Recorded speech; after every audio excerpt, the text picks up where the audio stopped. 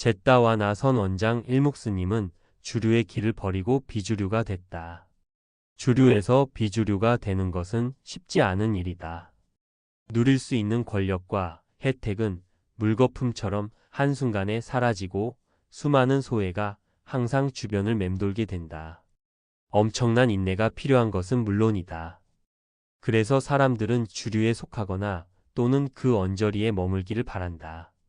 부처님 역시 주류의 중심에서 비주류를 선택했다. 수많은 고난을 겪고 정진한 끝에 구경각을 성취했지만 요즘 사람들이 부처님처럼 살기는 쉽지 않다. 제따와나 선 원장 일묵스님은 주류의 길을 버리고 비주류가 됐다. 자유로운 수행 공동체 만들고파. 서울대 수학과 박사 과정이던 1996년 출가했다. 서울대 불교 학생 동아리를 이끌던 일묵스님을 시작으로 서울대생 7명이 집단 출가하고 그 후 3, 4년간 서울대생 6명이 추가로 출가한 것은 불교계에서 사건이었다. 일묵스님은 어느 날 갑자기 당장 죽을 것 같은 두려움이 밀려왔다며 20여 년을 열심히 공부했는데 죽음 앞에서는 아무 소용이 없고 생을 마감할 아무런 준비가 안 됐다는데 충격을 받았다고 말했다. 당시 그는 심장이 미친 듯이 뛰고 숨이 막힐 것 같은 경험을 했다. 진단을 받았다면 공황장애였을지 모른다. 이후 그는 신림동 일대에서 종교와 명상 관련 책을 찾아 섭렵했고 불교에서 죽음에 대한 해답을 찾았다. 죽음이란 무엇인지 이해하지 못하고 세속 공부를 계속할 의미가 없었어요. 세속에서는 죽음을 가르쳐 주지 않으니 종교에 관심을 가졌고 불교의 진리가 있는 것 같았습니다. 그리로 마음이 가니 더 세속에 있을 이유가 없었죠. 박사 과정까지 수료한 뒤 입산했다. 오랜 고생과 경쟁의 과실을 한순간에 팍 찰 때 지인들은 의아해했고 부모는 극구 반대했다. 하지만 정작 스스로는 아주 덤덤했고 평온했다. 이유가 매우 감명했기 때문이다. 남들이 어떻게 보든 이런 삶으로는 결코 행복을 얻을 수 없다. 출가가 스님의 첫 번째 비주류의 길이었다면 두 번째는 초기 불교 수행을 시작한 것이라고 할 수 있다. 스님은 한국 현대사의 대선사 성철 스님의 손상자다.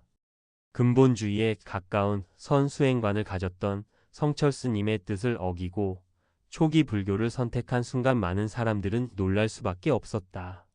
스님은 지금도 성철 스님 문도가 왜 초기 불교 공부를 하는지 모르겠다는 핀잔을 많이 듣는다고 한다. 수행자들이 갖고 있는 지혜의 수준은 다릅니다.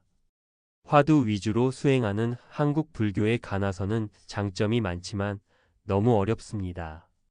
무조건 화두를 드는 것이 아니라 자기 단계에 맞는 수행과 공부가 필요합니다.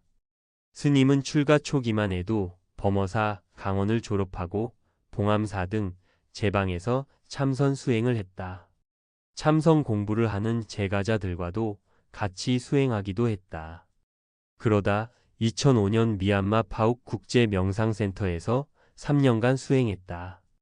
대승 불교를 공부하면서 생긴 의문점들이 초기 불교를 알고 나서 해소됐다는 스님은 부처님의 가르침은 한 단계 한 단계 올라가게 돼 있는데 화두서는 깨달음만을 중시하니 대중들에게 어렵게 느껴질 수밖에 없다.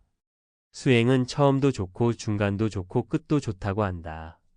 호흡을 중시하는 윗바사나 선법을 중심에 놓고 각자의 처지에 맞게 수행 자체의 즐거움을 만끽하면서 삶 속에서 느끼는 문제를 해결할 수 있도록 다양한 수행 시스템을 만들겠다고 강조했다.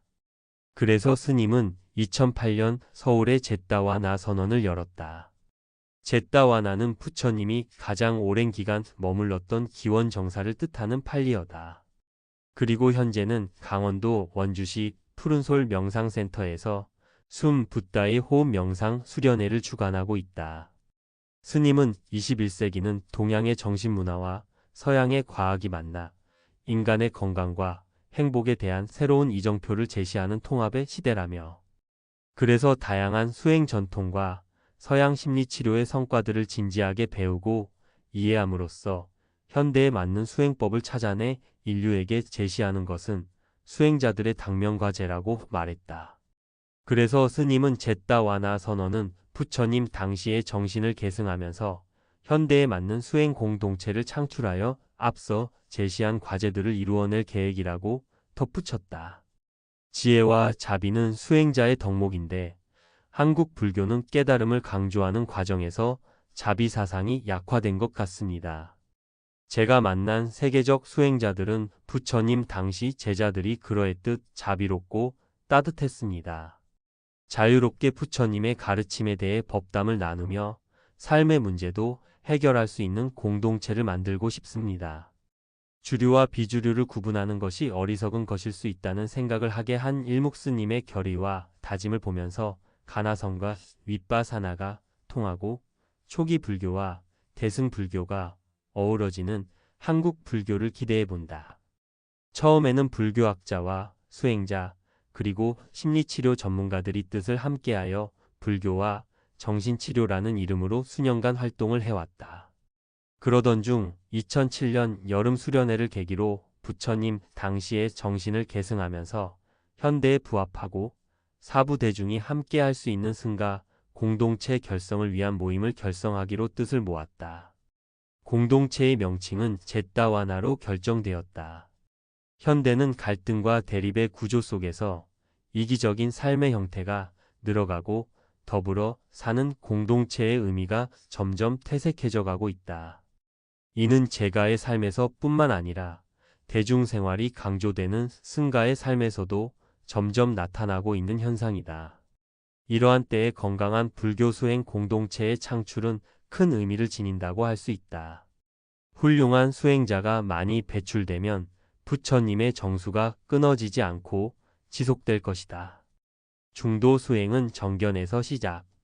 일묵스님은 팔정도가 들어있으면 불교 수행법이고 그렇지 않으면 불교 수행법이 아니라고 강조했다. 초기 불교의 수행도 방편일 뿐 그 핵심은 팔정도의 시작인 정견임을 강조했다. 최근 현대인들에게 많은 명상법이 보급되고 있습니다. 하지만 정견을 통해 바른 방향으로 이끌어주는 것이 중요합니다. 그런 의미에서 부처님 당시 가르침이 무엇이고 이로 인한 수행법이 무엇이 있고 현재는 어떻게 적용이 가능한가를 공부하는 것이 중요합니다. 바르게 알고 바르게 수행하고 바르게 실천해야 합니다. 스님은 그런 의미에서 법문이 매우 중요하다고 강조했다. 스님은 바른 견해에 대한 이해가 부족할 때 결국 스승이 지도를 해줘야 한다. 1대1의 지도뿐만이 아니라 대중들을 법문을 통해 주기적으로 이끌어가는 것이 매우 중요하다고 강조했다. 제따와나 선언의 수행 과정 중에는 매일 수행법담 과정이 있다. 수행 중 느끼는 경계에 대해 스님과 허심탄회하게 논하는 자리다. 요즘 사람들은 일단 체계적인 교육에 매우 익숙한 세대입니다. 이들에게는 무작정 믿으라는 것보다 하나하나 이해시키고 이를 통해 믿음과 수행 원력을 이끌어내는 것이 중요합니다. 고학력자일수록 이런 경향이 더욱 짙어집니다.